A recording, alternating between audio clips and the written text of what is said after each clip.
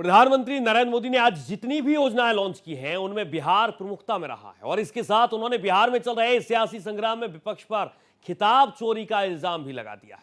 PM Modi ने 2 दशक पहले की बिहार की आज से तुलना कर जंगल राज की याद दिलाई। जननायक कर्पूरी ठाकुर के नाम पर चल रही क्रेडिट पॉलिटिक्स पर करारा वार भी किया। देखिए आखिर क्यों कर्पूरी ठाकुर की विरासत को लेकर पीएम मोदी ने विपक्ष पर इशारों ही इशारों में ताना मारा।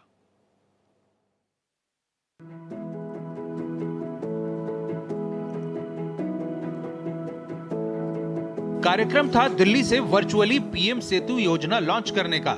इसके साथ ही बिहार के युवाओं से पीएम मोदी के संवाद का। इस दौरान उन्होंने बिहार की एक खास पीढ़ी की सबसे दुखती रग पर हाथ रखकर उनके जख्मों को सहलाने की कोशिश की। वो मुद्दा है रोजगार न मिलना और इसके लिए बिहार से बाहर पलायन की मजबूरी।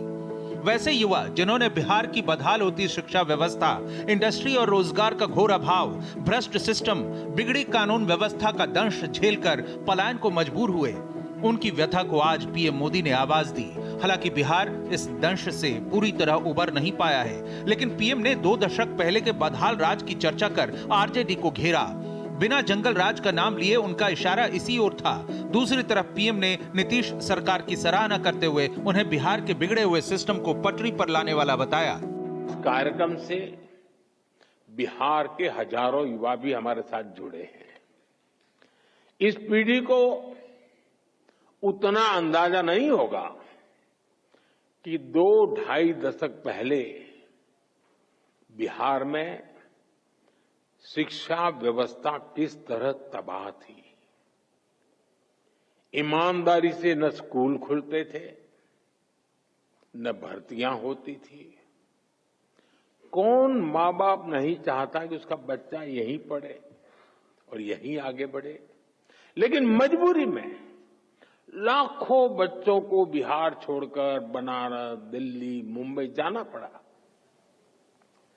यही पलायन की असली शुरुआत थी। सौभाग्य से बिहार के लोगों ने नीतीश जी को सरकार का दायित्व सौंपा और हम भी सभी साक्षी हैं कि कैसे एनडीए की पूरी टीम मिलकर बिगड़ी हुई व्यवस्थाओं को फिर पटरी पर लाई।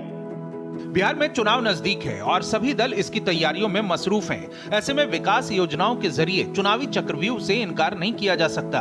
इसलिए आज जो बिहार को एक नए कौशल विश्वविद्यालय की सौगात मिली है, नीतीश कुमार की सरकार ने इसका नाम भारत रत्न कर्पूरी ठाकुर के नाम पर रखा है। इस यूनिवर्सिटी का मकसद वर्ल्ड लेवल पर कॉम्पिटिटिव वर्कफोर्स तैयार करने के लिए इंडस्ट्री बेस्ड सिलेबस और कमर्शियल एजुकेशन देना है।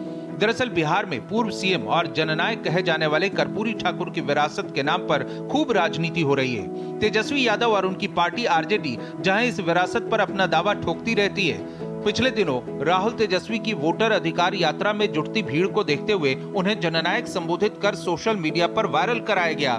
वहीं दूसरी तरफ कर्पूरी ठाकुर को भारत रत्न देने वाली एनडीए सरकार के अपने दावे हैं। अब पीएम मोदी ने बिना राहुल तेजस्वी का नाम लिए कर्पूरी ठाकुर की जननायक पद की चोरी का आरोप लगाते हुए बिहार के लोगों से चौकन्ना रहने की अपील की है। कर्पूरी ठाकुर जी को जननायक ये सोशल मीडिया की ट्रोल करने वाली टीम ने नहीं बनाया। कर्पूरी ठाकुर को जननायक बिहार के जन जन ने बनाया और उनके जीवन को देख करके बनाया था। और मैं तो बिहार के लोगों को कहूंगा कि जरा चौकन्ने रहिए।